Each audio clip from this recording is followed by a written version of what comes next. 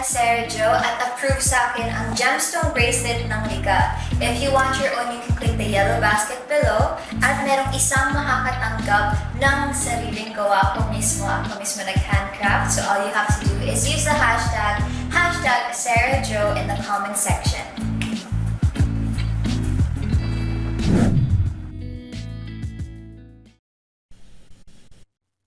Ang kwentong ito ay hango sa totoong buhay. Mula ito sa isa nating kabayan na itago na lang natin sa pangalang Inday. Taong 1985, probinsya ng Mindoro. Nasa kalagitnaan ng pagpupulong ang buong barangay upang pag-usapan ang insidenteng nangyayari. Ilang beses nang nakakita ang mga tanod ng pagsusunog sa iba't ibang bahagi ng sitio. Ang nakakabahala pa, ang masamang amoy. Araw at gabi, nagbabantay pero walang mahuling salarin. Ang tanging naaabutan lamang ay bakas. Hindi pwedeng manahimik na lang tayo dahil baka sa susunod, mga bahay na ang masunog. Kakabangon lang natin mula sa paggagupit ng nagdaang bagyo. Kaya nakikiusap ako sa bawat isa sa inyo. Kapag meron kayong napansin na kahina-hinalang tao, ipagbigay alam dito sa ating barangay para maaksyonan kaagad. Sa ngayon wala pang masamang epekto, pero sigurado kapag hinayaan darating tayo doon. Wika ng kapitan. Maraming sabi-sabi. Gawa ito ng mga kabataang tambay. Subalit ayon naman sa nakakatanda, may kinalaman ito sa nagaganap na pagsalakay ng mga aswang. Sunod-sunod ang pambibiktima ng nasabing nilalang, pagkatapos ay lilitaw ang bakas ng pagsusunog. Kung sino man ang nasa likod ng kaganapang ito, magpapasalamat pa ako sa kanya. Wika ni Aling Ising na ikinagulat na mga kasama. Bakit naman po? Sa katunayan dapat nating isumpa dahil delikado ang ginagawa niya. Isa itong banta sa buhay ng karamihan. May rason po ba kayo para masabing papasalamatan pa? Isipin niyo, sa tuwing may aswang na nambibiktima sa lugar natin, pagkatapos yan makakakita tayo ng pagsusunog. Hindi ba sumagi sa inyo na katawan ng aswang ang sinusunog niya? Natahimik ang lahat. Nagkatinginan ng mapagtanto ang sinasabi ng ale, pero wala ni isa ang nakumbinse. Isingan kabihin ma, sinasabayan lang ng tao niya ng problema sa aswang. Paano naman masusunog ang katawan? Ang hirap kalabanin ng nilalang. Kung totoo man ang naisip ba, sino ang matapang nagagawanan? Tanong ni Aling Pina. Malay natin kung nasa tabi-tabi lang ang taong yon. Pero kung sino man siya, magpapasalamat talaga ako. At kapitan, huwag mong isipin sa susunod mga bahay natin na masusunog dahil hindi yan na mangyayari. Kasi kung oo, dapat noon pa. Ang tanong ito, ang taong nagsusunog, malamang bangkay ng aswang ang sinisindihan. Nagkatinginan ang mga kasama. Baka sa muka na hindi naniniwala sa sinabi nito. Hindi na rin siya nagtagal. Nagpaalam na pagkatapos. Nakangiting binaybay ang daan pauwi. Pagdating ng tahanan sinalubong ng anak. Alam niyang tatalakan siya kung kaya't lumabas pero sinundan pa rin. Nandito na ang magaling kong nanay. Ano po yung sinabi niyo dun sa pagpupulong? Si nanay talaga. Hindi matahimik. Ako nga rito hindi kumikibo eh. Siya naman tong daldal ng daldal. Paano kung mabisto si Tatay Dodong? Kasalanan mo po talaga. Inday, gusto ko lang baguhin ang tingin nila sa nangyayari. Ginawa nilang masama eh. Alam nating mabuti ang hangarin ni Tatay Dodong mo at ang pagsusunog. Hindi magdudulot ng kapamakan sa mga tao. O yan na naman kayong dalawa.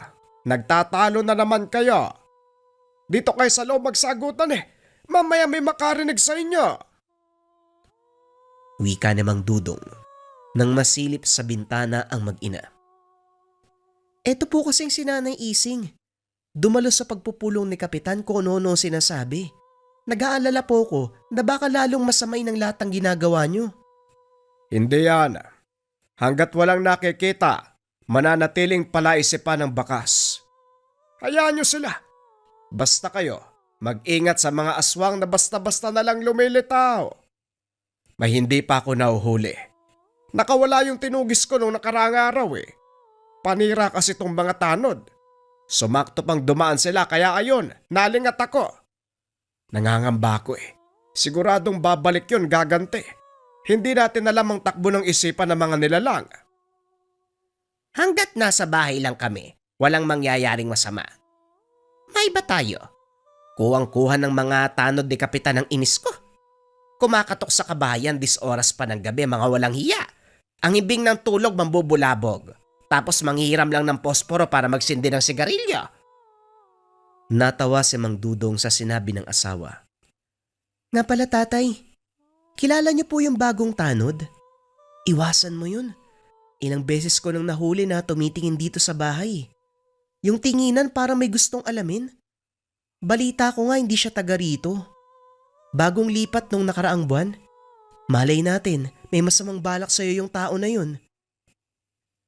Napaisip si Mang Dudong sa sinabi ng anak. Kilala niya ang tinutukoy nito. Minsan na ring nahuling tumitingin sa kanilang tahanan. Nung una ay binaliwala lang sa pag-aakalang hindi sinasadya. Pero nang mapadalas ay nagduda na siya. Hindi pa naasikaso ang mga bagay na ito dahil tutok sa panunugis ng aswang. Napansin ko na rin yan. Pero hayaan nyo. Wala pa namang masamang ginagawa eh. Maging alisto na lang tayo para madali nating mapigilan kung sakaling may gagawin. Kagaya ng palaging ginagawa sa araw-araw, abala si Mang Dudong sa pag-aasikaso ng tangan. Ang mutya ng apoy, na ilang dekada nang ginamit bilang proteksyon at panlaban sa mga aswang na walang tigil sa pambibiktima. Hindi ito binili o hiningi. Kusa itong lumapit sa kanya. Sa madaling salita, natagpuan ng mutya. Dati pa siyang nagka-interes pagdating sa usaping aswang. Galing kasi sa probinsya kung saan maraming naglipa ng nilalang. Nang magkaroon ng tangan, dito na naging ganap ang pagiging manunugis. Hindi na mabilang ang nakalabang halimaw. Kumpara sa dating probinsya, hindi nakikita ng mga tao ang bakas ng pagsusunog sa katawan ng tinugis dahil masyadong liblib at masukal ang kagubatan. Dito sa lugar na kasalukuyang tirahan, madaling nahanap kahit na hindi sadya. Malawak kasi ang kapatagan at puro taniman.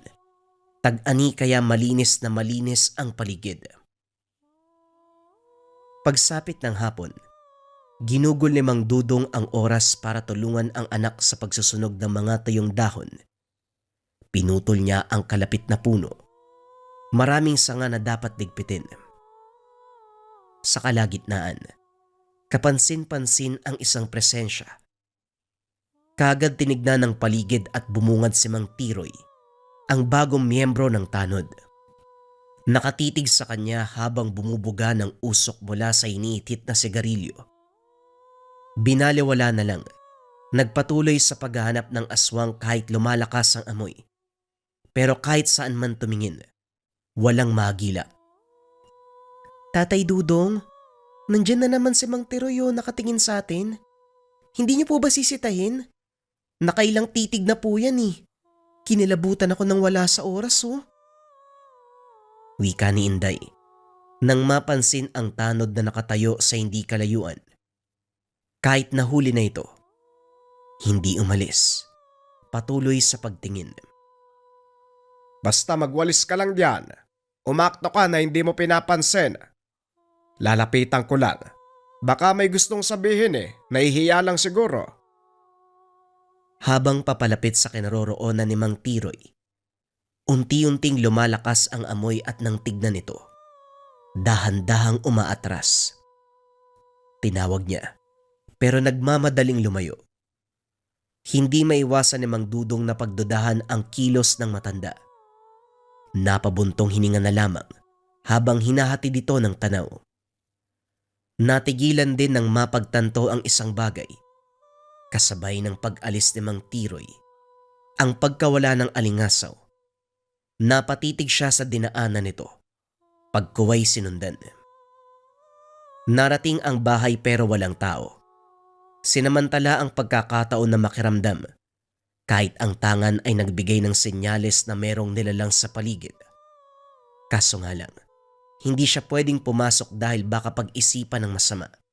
Nagintay na lamang kung kailan magpapakita si Mang Tiroy, pero sumapit ang dilim. Wala pa din ito. O Tutong, anong ginagawa mo sa bahay na yan? Si Tiroy ba sadya mo? Madaling araw ko lang yung napapansin eh. Kung may mapasabi ka, ako na lang kung gusto mo. Wika ng kapitbahay na si Mang Tomas.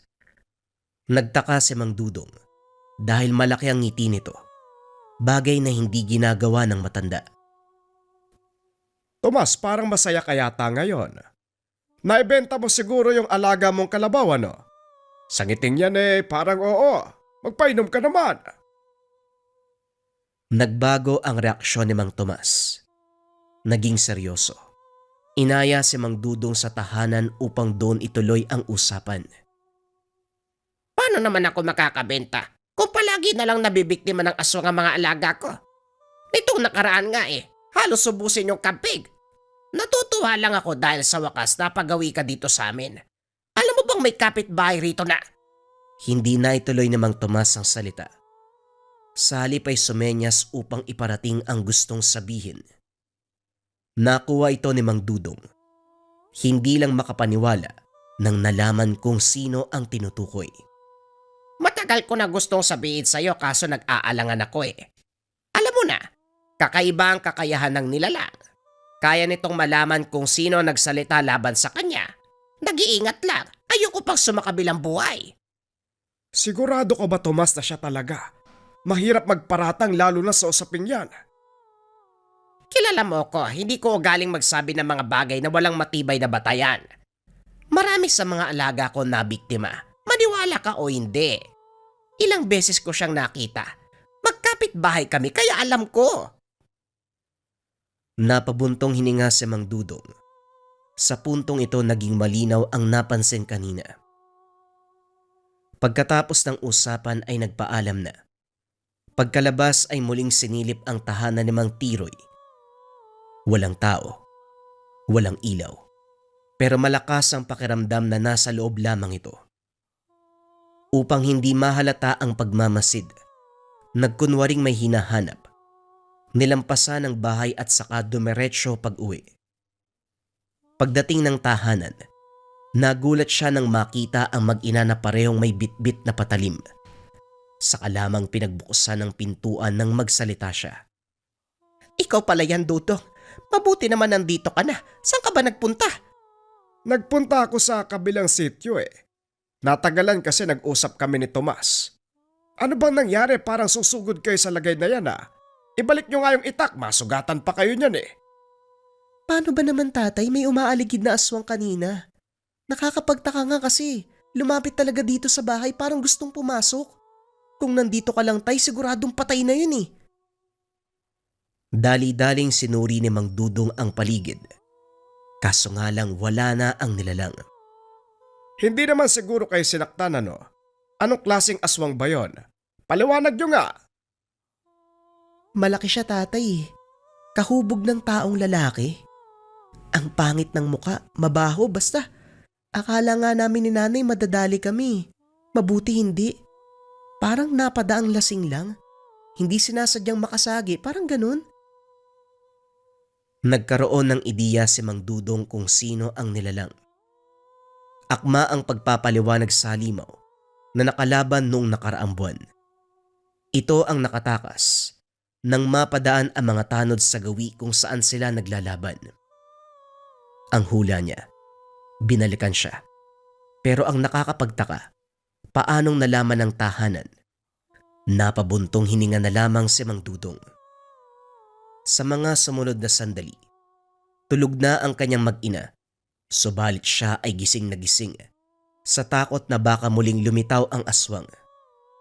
Tahimik lamang na nagkakape sa sala habang pinapanood ang madilim na paligid sa nakabukas sa bintana. Hindi nagtagal dumaan ang mga tanod. Tinawag siya nang makita ng kapitan. Magandang gabi po, Kapitan. Mukhang marami kayo ngayon kumpara sa mga nagdaang gabi. Abay oo, yung mga tambay kasi naisipang tumulong kaya pinasama ko na sa paglilibot. Mas maganda nga sana kung sasama ka rin eh. Lahat na nakikisa ikaw na lang yata ang hindi. Ay pasensya na ho kayo, Kapitan. Puro babae kasi ang kasama ko sa bahay eh. Ayokong iwanan, baka may mangyaring masama. Naglipa na pa naman ang mga aswang sa panahon ngayon. Baka sa ibang bagay na lang ako, Kapitan. Huwag lang sa ganyan, pasensya na ho talaga. Naiintindihan ko naman, o siya sige. Lalakad na kami para maglibot sa buong barangay. Tumango lamang si Mang Dudong. Tinitigan ang papalayong grupo. Tangkang babalik na sana ng tahanan. Napansin niya ang presensya sa hindi kalayuan. Naging alerto ang tanga na sinusundan ng pag-alingasaw. Walang pagdadalawang isip na kumuha ng patalim at saka pinuntahan ng pinagtataguan ng nilalang. Sa sandaling nakalapit, napalingon sa tahanan ng marinig ang pag-angil nito. Nagtataka sa mabilis na kilos. Kagad bumalik ng bahay si Mang Dudong. Dali-daling umakyat sa bubong para hanapin ang aswang. Pagkarating sa itaas, sinunggaban siya ng nilalang. Hindi nakabawi dahil sa biglaang atake. Nahulog silang pareho at sakto namang pumaibabaw siya rito. Walang pagdadalawang isip na tinaga. Mabilis nakailag hanggang sa nakawala. Tumayo ito sa unahan. Masama ang titig sa kanya. Ayos ka rin ano? Natuntun mo ang bahay ko. Nagkataon nga ba? O talagang alam mo dahil sa malapit ka lang nakatira? Umangil lamang ang nilalang. Pagkatapos ay muling sumugod. Naging alerto si Mang Dudong dahil mabilis ang kilos nito. Nasundan ang bawat galaw niya at madaling nakakaiwas. Ilang beses siyang nawala ng balanse dahil sa taglay nitong lakas. Nang makabawi, si Mang Dudong naman ang umatake pero sa pagkakataong ito, walang tumama sa ilang beses na pagtaga. Lahat na ilagan ng halimaw, narinig pa niya ang pag-angil nito. Halatang pinaghandaan mo ang pagkikita natin ano? Kung dati madali kitang napapatamaan, ngayon mahirap pa. Pero sige, tignan natin kung hanggang saan ang kaya mo. Lumapit ka, sige! Kagad sumugod ang aswang. Sa sobrang bilis ng kilos, nahirapan siyang umiwas sa mga atake. Umatras na lamang habang iniinda ang lakas. Hinayaan niya muna hanggang sa mabigyan ng pagkakataon. Sa puntong ito, hindi nakatakas ang nilalang nang bumao ng patalim sa dibdib. Sunod-sunod na tinaga. Kalaunan ay binawian ng buhay. Dali-dali itong hinila ni Mang Dudong patungo sa likod ng tahanan nang marinig ang ingay ng mga tanod. Naitago ito bago pa makita. Nakangiti niyang binate ang mga kakilala pero kinabahan ng mag-usisa ang ilan. 10 oras na ng gabi, nasa labas ka ba, Dudong? Balak mo bang umalis? Tanong nito. Ang iba ay inilawan ang paligid. Sana man ako pupunta sa ganitong oras. Lumabas lang ako, hindi kasi makatulog kaya nagmasid na ako sa lugar. Baka sakaling makatulong sa pagbabantay. Ano ba? O siya, hindi na kami magtatagal. Maglilibot pa kami doon banda sa kabila naman. Mag-ingat ka dyan Kung sakaling may mapansin ka, huwag ka mag-aatubiling magsabi sa amin. Nakahinga ng maluwag si Mang Dudong. Abot langit ang pagiging kabado nang tangkain ng isang tanod na sumilip sa likod. Mabuti na lamang hindi nakita ang tinakbang bangkay. Pagkatapos, dali-dali siyang nagsuot ng may tatakip sa muka. Hinila ang katawan ng aswang. Sa dulo ng taniman na isipang sunugin, sinigurado niyang walang ibang makakakita sa gagawin. Dali-dali naghukay. Marahang inangat ni Mang Dudong ang kamay. Kasabay nito lumiwanag ang palad. Unti-unting natutupok ang katawan ng nilalang. May kung anong puwersang lumalabas sa kanyang palad na naglilikha ng apoy upang masunog ang katawan ng aswang.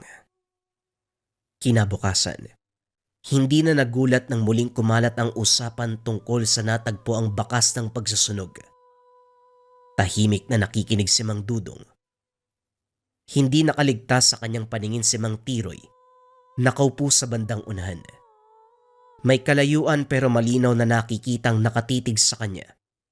Sinusundan din ng pagiging alerto ng tangan. Hindi siya nagpalata. Nagkunwaring nakikipag-usap sa mga tanod, pero nakabantay ito sa sulok ng mga mata. Ilang sandali pa dumating si Mang Tomas at tuluyang naagaw ang atensyon. Nandito ka lang pala. Dumaan ako sa inyo kanina. Umalis na naman si Tiroy kagabi. Napasit ko madaling araw nakabalik. May bitbit na sako. May tumutulo pang dugo. Balita ko may dinaling kambing sa kabilang lungsod. Alaga ng kakilala ko. Wika na Mang Tomas. Tumitingin pa sa paligid habang nagsasalita. May nakainkwentro ko kagabi. Baka yun yung aswang na dumali sa alaga ng kakilala mo. Hindi pare, pero bago nangyari yung pambibiktima, nakita ng kapitbahay. Isang tao dumaan. Pagdating sa una, nag-iba yung anyo. Tapos ilang sandali sumigaw yung mga hayop. Nang tignan, patay na. Hindi ko nababanggitin ang pangalan. Alam mo na kung sino yan. Napahugot ng hininga si Mang Dudong. Nang balikan ang tingin ng pwesto ni Mang Tiroy, wala na ito doon. Nagpatuloy ang kanilang usapan hanggang sa nagkayayaang umuwi. Sa tahanan, hindi maiwasan ni Mang Dudong na mag-isip ng mga bagay-bagay tungkol sa napapansin kay Mang Tiroy. Malakas ang kutob niya, na tama ang lahat ng hinala, maging ang sinabi ni Mang Tomas. Muli siyang napabuntong hininga. Hindi inakalang magkakaroon ng kapitbahay na aswang. Sa katunayan magmula nang marinig na may bagong lipat, palagi nang nakakaramdam ng panganib, pero wala sa isip ng Mang Tiroy na magmagaling. Hanggang sa biglang nagbigay ng senyales ang tangan. Dali-dali siyang naganda at saka pinakiramdaman ng paligid. Nang mapagtanto ang pinanggagalingan ng presensya, hindi nahirapang magganap dahil bumungad kagad ang nilalang. Nang makita siya nito, sinubukan pang tumakbo. Kamuntikan ng maabutan pero laking gulat nang mawala. Ilang sandali pa narinig ang pag-angil sa likuran. Paglingon ay nasa bubong ng tahanan. Naisip ni Mang Dudong ang nangyari nung nakaraan. Ang huling nakalaban na halimaw ay ganito din ang galawan. Bumaba ka riyan. Paano tayo maglalaban? Nandiyan ka sa taas. Nandito ako sa baba. Bumulusok ang aswang. Nakailag naman bago tamaan ng atake. Kamuntikang mapuruhan sa mabilis na kilos ng halimaw. Lintik na to sandali. Magkakilala yata kayo ng aswang na nakalaban ko nung nakaraan. Parehong-pareho ng galawan. Masyadong mabilis. Magkamukha din kayo, pareho pangit. Nagpatuloy ang usapan. Nagtapatan ng lakas ang bawat isa. Nakuwang makipagsabayan ni Mang Dudong. Pero may pagkakataon, naiisahan siya ng nilalang. Sapo ang bibig. Matapos ilang beses tumama sa konkretong bagay, hindi naman nagdurugo, dala lamang ng sakit. Pambihira. Matigas to ah. Sa puntong ito ay nagising si Aling Ising. Aksidenteng naibato ang hawak na gasera. Tumama sa nilalang. Sa sandaling natapon ng laman ay kaagad nagliyab. Kaagad nagwala ang nilalang. Tuwang-tuwa naman si Mang Dudong. Ay sus Mariosep. Yan lang palang pwedeng itapat sa'yo. Ayan, siguradong patay ka. Muling dinampot ni Mang Dudong ang patalim. Walang tigil na pinagtataga ang aswang. Nangingisay pa ito habang umaangil. Nagmamakaawa. Kaso nga lang ilang sandali ay nalagutan ng hininga. Ikaw naman kung hindi pa ako nagising, walang makakalam sa nangyayari dito. Pwede mo namang patayin ka agad, pinaglalaruan mo pa. Wika ni Aling Ising.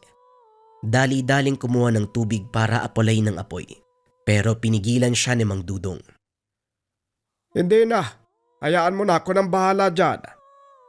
Matapos magsalita ni Mang Dudong, dumating ang mga tanod. Naku, ano nangyari dito? Mang Dudong, ano yan? Aswang ho, kapitan. Subugod ba naman sa bahayan lintik na yan, nasira yung bubong yan, nasunog. Binato ng gasera ni Esing Tinaga ko ng itak, kaya yan, patay na. Nakumbinse ang mga tao. Inutusan ni Kapitan ng mga tanod na dali ng katawan ng aswang sa malayo. Inapula ang apoy. Muling sinindyan na makapwesto sa malayong lugar. Pagkatapos, si Mang Dudong ang gumawa ng paraan para magbago ang isip ng mga ito sa usaping bakas ng pagsusunog. Kapitan, hindi mo ba naiisip ang nasa utak ko? Tignan po ninyo. Ganyan na ganyan ang natatagpo ang bakas. Ibig ba nitong sabihin? Hindi nito naituloy ang salita. Naintindihan ng kapitan. Natawa pa ito dahil hindi sumagi ang ganong bagay. Pinuri si Aling Ising sa sinabi ng pagpupulong. Ang tanong na lang na hindi nasasagot. Sino yung taong pumupuksa sa mga aswang? Sa loob ng ilang taon kong paninilbihan sa lugar natin, ilang beses na ring nakahanap ng bakas ng pagsusunog. Inakala pa nating masamang banta, yung pala tulong para mailayo tayo sa kapamakan. Sasang-ayon ako sa misis ni Mang Dudong. Kung sino man ang taong nasa likod nito, papasalamatan ko na lang. Kung pwede siyang makilala, iimbitahan ko pa para kumain Bibigyan ko ng trabaho at kabuhayan. Malaki ang naitulong niya, kaya dapat lang mabigyan ng biyaya. Kaso nga lang parang ayaw magpakita sa atin Tumatango lamang si Mang Dudong.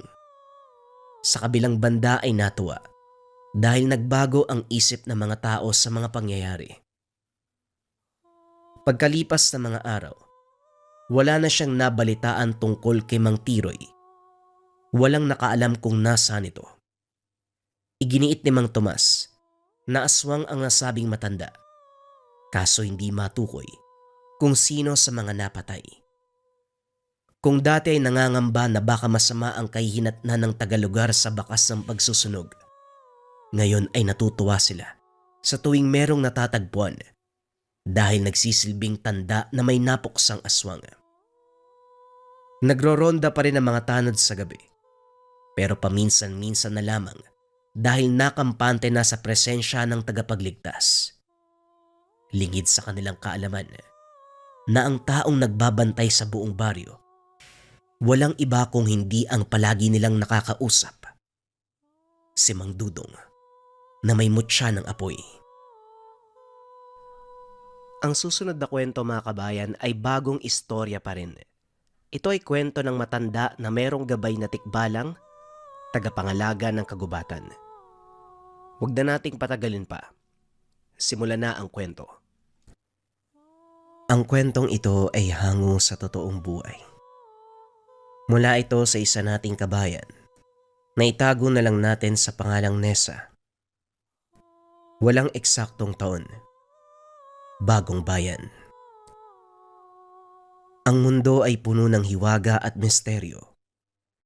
May mga kakaibang nilalang na nabubuhay kasama ang mga ordinaryo. Ngunit hindi kayang makita ng normal na mga mata ng tao.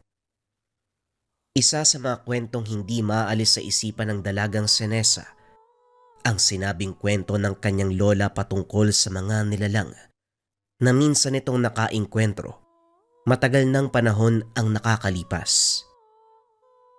Ayon sa kanyang lola, bata pa lamang nang makilala si Inocencio. May natatanging kakayahan na makakita ng mga nilalang na hindi nabibilang sa mundo ng mga mortal. Isinasama pa raw siya nito sa mga lugar kung saan may nananahan na mga elemento, kagaya ng duwende, engkanto, kapre, tikbalang at iba pang mga nilalang na kahit anong gawin ng lola niya, hindi ito nakikita ng kagaya sa kaibigan nitong si Inocencio. Subalit isang pangyayari ang naging dahilan upang mabulag ang dalawang mata nito. Mula noon, hindi na muling nagkita pa ang lola ni Nessa, pati na rin si Inocencio. Bigla na lang daw naglaho ang buong pamilya nito sa bayan. Walang sino man ang nakakaalam kung ano ang nangyari sa mga ito. Tirik na tirik ang araw. Madalang ang ulap na makikita sa kalangitan. Kasalukuyang binabagtas ng magkaibigang Nessa at Lyra ang daanan papunta sa isang resort. Ang lokasyon, may kalayuan sa syudad ng kanilang kinalakihan, kaya naman mahaba ang biyahe.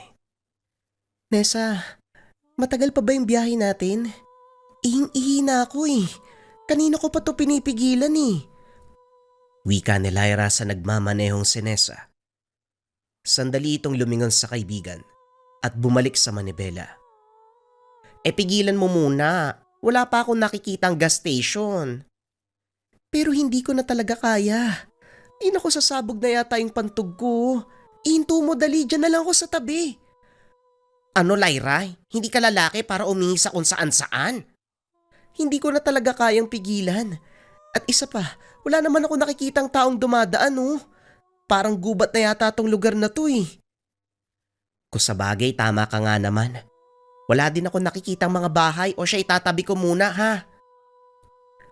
Kagad hininto ni Nessa ang kotse. Nagmamadaling lumabas si Lyra upang maghanap ng mataas na damo na tatakip sa kanya. Nang makahanap ay doon umihi. Hindi alintana ang mga niknik na lumilipad sa paligid. Nang matapos ay bumalik siya sa kotse. Nakita ang kaibigan, nakatitig sa direksyon ng isang malaking puno. Hoy Nessa, anong tinitignan mo dyan? Natauan ito nang marinig ang boses ni Lyra. Para kasing may nakita ako dun sa taas ng puno na gumagalaw eh. Sinilip ni Lyra ang sinasabi nito. Kaso nga lang wala siyang nakita na kahit ano. Wala naman ah. Baka ibon lang yun. Ang mabuti pa, bumiyahe na uli tayo. Malayo pa yata yung resort na sinasabi ni Ivan sa atin eh. Bakit ba kasi dun yung napiling lugar eh? Libre kasi nating nakuha yung lugar. Wala masyadong pera eh. Kailangan matapos yung trabaho natin doon. Sana nga lang malaki yung kitain ng team natin para hindi problemahin yung pambayad ko sa renta sa mga susunod na buwan. Hayaan mo na, Lyra. Nabasa ko naman yung manuscript, maganda yung kwento. Mukhang papatok sa masa. Ay naku, sana nga. Lalo kung gagalingan sa parte ko mamaya pagdating sa resort. Ayan, ganyan nga. O sige na, baka mali tayo. Muling nagbiyahe ang magkaibigan patungo sa sinasabing resort. Habang nagmamaneho, hindi maiwasang antukin ni Nessa. Tinulugan ito ni Lyra kaya wala siyang makausap upang manatiling gising. 2:00 ng hapon, madali siyang antukin ng mga ganitong oras. Maya-maya pa, hindi niya namalayang napapikit na dahilan upang mawalan siya ng kontrol sa pagmamaneho. Bumangga ang kotse nila sa isang malaking puno ng akasya. Malakas ang naging salpok ng kotse, pero laking pasasalamat ni Nessa at Lyra. Konting galos lang at mga pasa ang natamo. Masakit man ang katawan, pinilit ng dalawa na makalabas ng kotse. Naganap ng taong tutulong sa kanila, kaso nga lang walang makita. Mas lalo silang nakaramdam ng takot nang makita ang malaking puno kung saan sila bumangga. Teka, nahihilo lang ba ako? O yan din yung punong nakita natin kanina? Napalingon siya sa mataas na damo na tumakip sa kanya habang umiihi kanina. Hindi siya maaaring magkamali. Ito nga ang lugar. Nessa, hindi ako pwedeng magkamali. Yan talaga yung puno na nakita ko kanina. Hindi kaya naliligaw tayo? Muling tinitigan ni Nessa ang puno. Tama ang kaibigan. Ito nga ang puno kanina kung saan may nakita siya. Hindi na lamang kinumpirma sa kaibigan, para hindi madagdagan ang takot na nararamdaman. Hindi ko alam. Hindi ko alam kung yan nga yun. Anong gagawin natin? Wala na tayong sasakyan. Mangiyak-ngiyak si Lyra habang sinusubukang tumawag sa kanyang cellphone, kaso nga lang walang signal sa lugar. Maya-maya ay nag-iba ang ihip ng hangin. Dumampi sa kanilang mga ilong ang mabahong amoy. Naaamoy mo ba yun, Lyra? Ikaw ba yun? Hoy, amoy ihi ng kabayo yun ha. Hindi naman ganun yung ihi ko. Pero bakit ganun ang baho?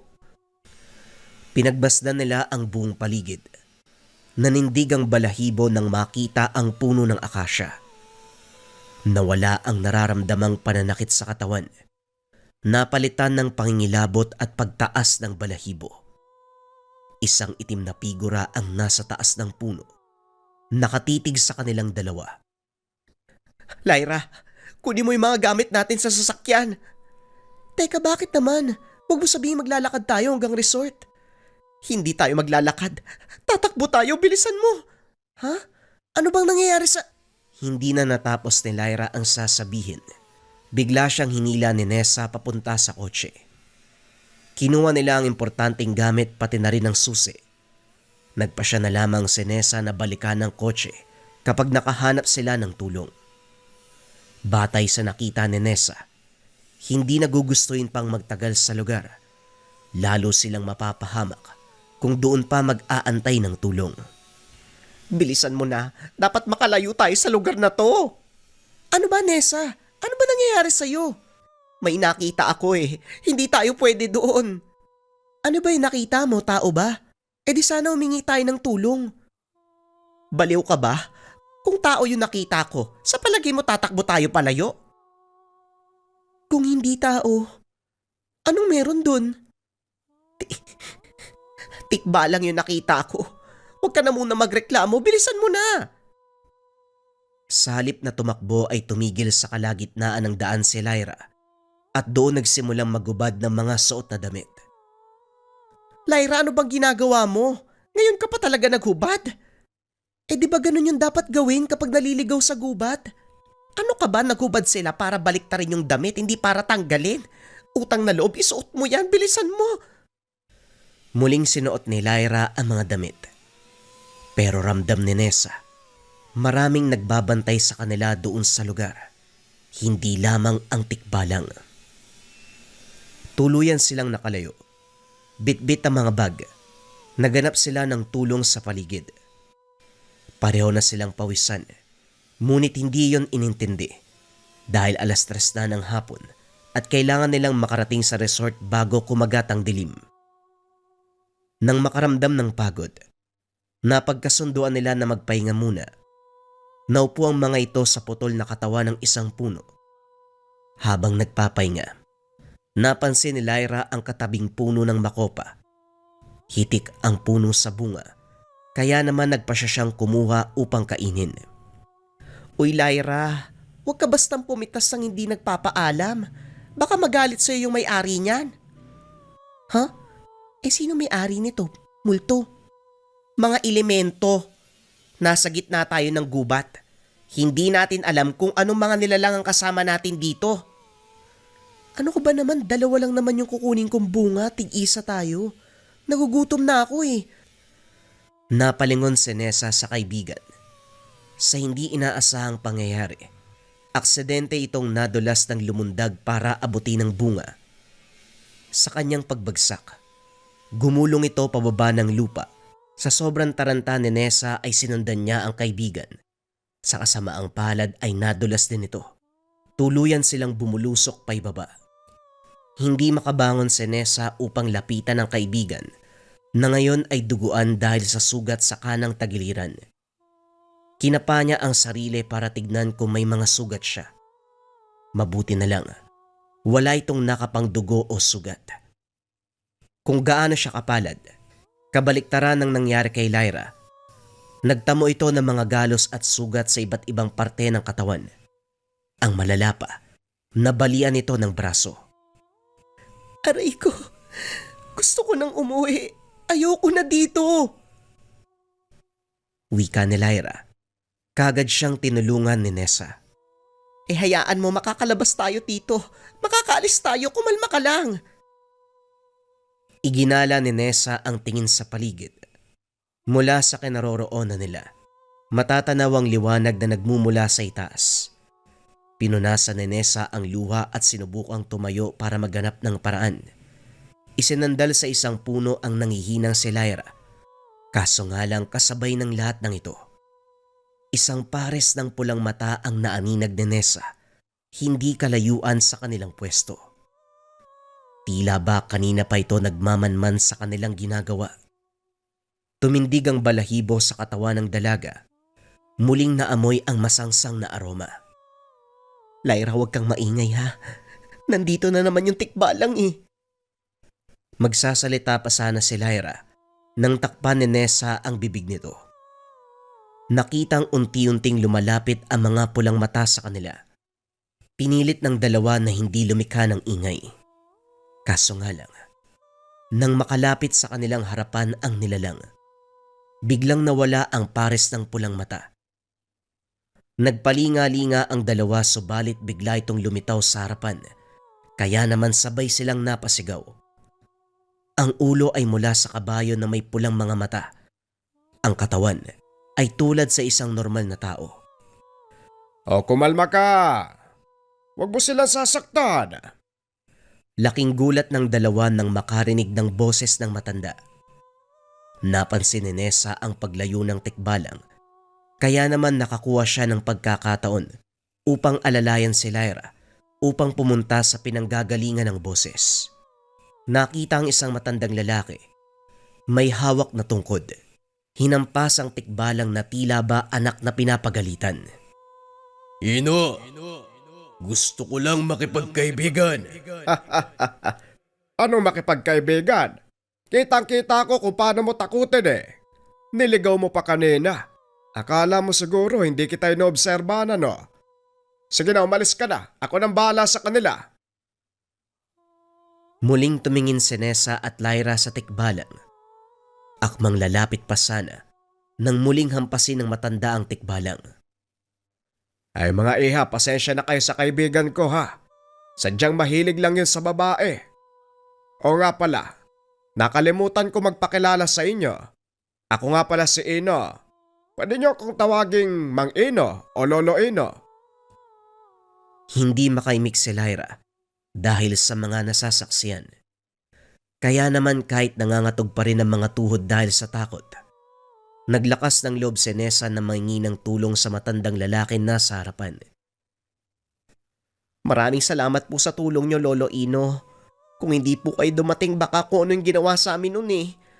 Hindi na po namin alam kung saan pupunta. May sugat po yung kaibigan ko eh. Baka pwede nyo po kaming matulungan para makalabas po sa lugar na to, parang awa nyo na. Pinagmasdan ng matanda ang magkaibigan. Kapwa nangihina ang mga ito. Mukhang pagod na pagod dahil sa mga nangyari sa kanila. Napailing na lang si Ino sa kalagayan ng dalawa. O siya, sige. Tutulungan ko kayong makalabas sa lugar na ito. Pero bago yon, gamutin muna natin ang mga sugat ng kaibigan mo. Natuwa ang magkaibigan sa sinabi ng matanda. Inutos ni Ino na maupo sila sa ugat ng malaking puno upang makita nito ang mga sugat ni Lyra. Mukhang malalim ang natama mong sugat mula sa pagkakahulog ah. Lyra, ang daming nawalang dugo sa'yo. Nagkatinginan si Nessa at Lyra. Isang katanungan sa isip nila ang biglang lumitaw. Alam nilang sa mga oras na yun, may kakaiba sa matanda. Hindi ito ordinaryong tao lamang. Muling nanumbalik ang kaba sa kaharap na matanda. Gayunpaman, hindi napigilan ng dalawa ang magtanong kung paanong nalaman ng matanda ang nangyari sa dalawa. Teka Manong, paano nyo po nalaman na nahulog kami sa bangin? At saka bakit parang kilalang kilala nyo kami? Hindi sumagot ang matanda. Tumawa ng napakalakas na lalong dumagdag sa takot na nararamdaman ni Nessa at Lyra. Ilang sandali pa, sinagot niya ang dalawa. Pasensya na kayo mga iha. Nakalimutan kong sabihin sa inyo na ako ang tagapagbantay ng kagubatan. Nakikita at naririnig ko ang lahat ng nangyayari dito. Kagad na alala ni Nessa ang kwento ng kanyang lola tungkol sa mga tagapagbantay ng kagubatan. Hindi niya akalain na totoo ang lahat ng ito. Isang patunay ang matandang lalaki na kaharap nila.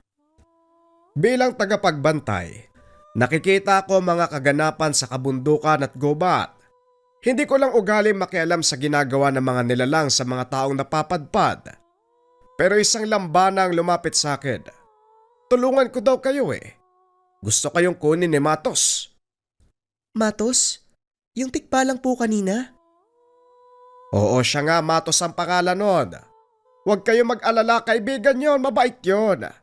Talagang mahilig lang sa magandang babae. Marahil naakit sa'yo, Lyra. Mahaba kasi ang buhok mo eh. Yan ang gustong gusto ni Matos. Pero bueno iha, malalim ang sugat mo, Lyra. Hindi kakayanin ng mga kaibigan ko dito sa gubat. Mas makakabuti kung madadala ka sa pinakamalapit na pagamutan. Umayos si Ino sa pagkakaupo. Ginamit ito ang tungkod na hawak upang mabilis na makatayo. Maya-maya pa ay sinakop na ng kadiliman ng lugar. Isang hindi mapaliwanag na lamig ang naramdaman. Nagsipulasan ang mga alitaptap at iba pang mga nilalang sa paligid. Hindi maganda ang nagaganap. Kailangan na nating magbadali.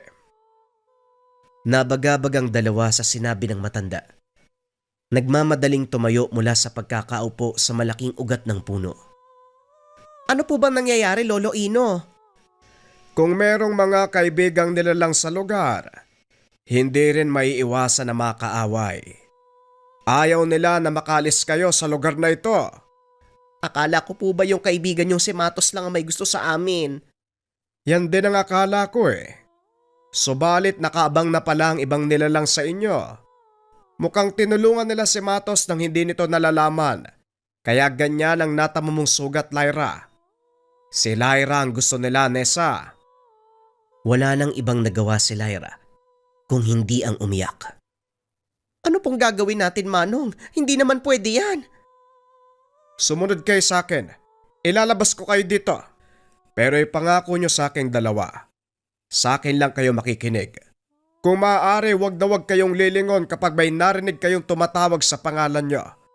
Kung hindi na kayo makakabalik sa mundo nyo. Maliwanag ba?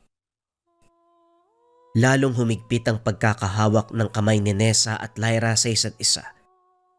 Wala ni isa ang gustong bumitaw habang binabagtas nila ang daan palabas ng nakakatakot na gubat. Sa pagtagal ng oras na naroon, lalong dumilim ang paligid. Iba't ibang huni ng hayop ang naririnig. Sa kabilang banda, mararamdaman ang pagsunod ng mga nilalang sa kanila. Wala itong ibang gusto kung hindi si Lyra. Ilang sandali pa, nagsimula nang makarinig ng kung ano-anong boses ang dalawang magkaibigan. Mula sa boses na kahali-halina hanggang sa mga nakakatakot na boses ng nilalang. Wala itong ibang sinasabi kung hindi ang pangaakit kay Lyra. Marami ang naririnig niya. Pinipilit na hindi lumingon kahit parang boses na mga mahal niya sa buhay ang ginagamit ng mga ito. Subalit isang boses ang nakapukaw ng kanyang atensyon at damdamin. Hindi napigilan ang sarili. Narinig ang boses ng ina.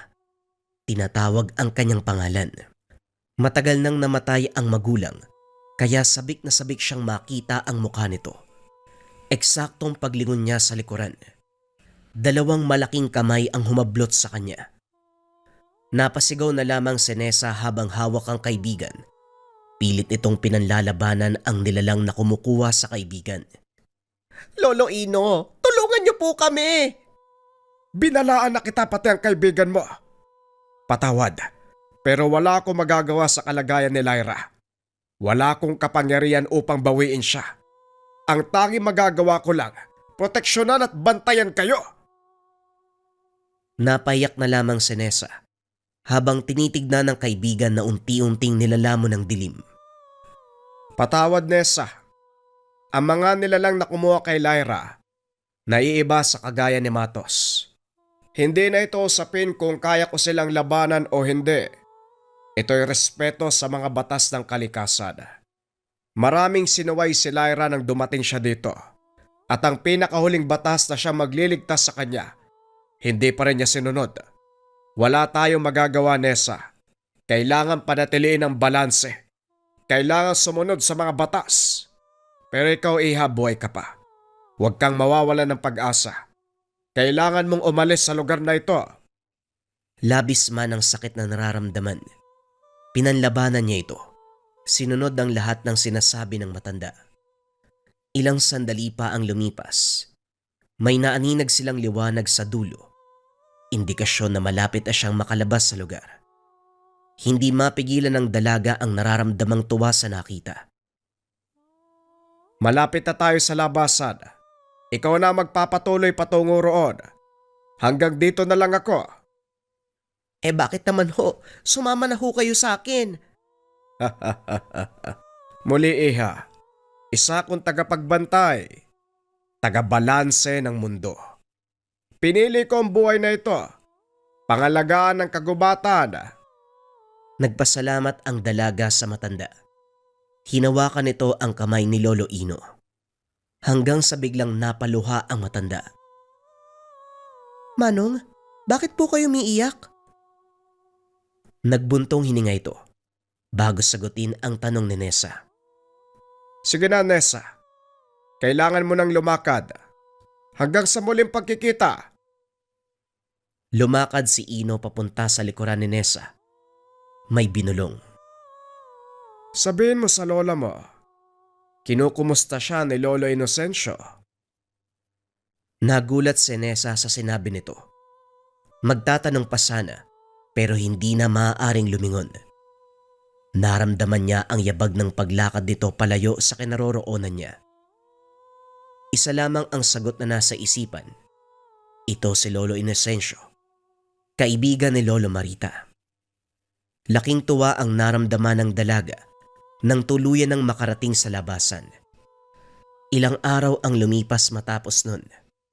Sinubukan pa nilang hanapin ang kaibigan pero hindi na ito natagpuan.